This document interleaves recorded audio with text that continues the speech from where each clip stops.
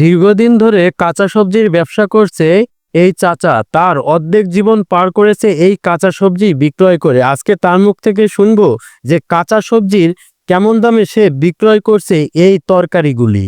আমরা লাস্ট পর্যায়ে চলে আসছি, তার আগে একটু বলবো চ্যানেলটিকে সাবস্ক্রাইব করে পাশে রাখবেন। আসসালামু আলাইকুম। ওয়ালাইকুম আসসালাম রহমতুল্লাহ।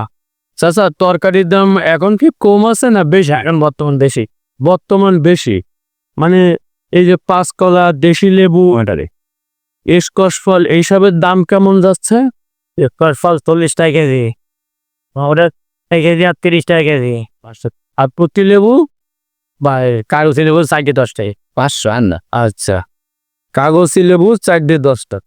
আমরা এই মুহূর্তে জানতে পারলাম তরকারির দাম অনেকটাই বেশি যাচ্ছে এই গরমকালে। আজকে দয়াকলা থেকে শুরু করে স্কচ ফল এবং অন্যান্য যে তরকারিগুলি রয়েছে, এইসব তরকারিগুলোর অনেকটাই দাম যাচ্ছে বাজারগুলোতে।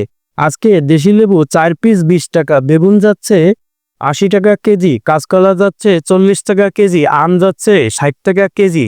আরও আছে অন্যান্য তরকারি। লাস্ট পর্যায়ে চলে আসছি, ভেন্ডি 50 টাকা কেজি।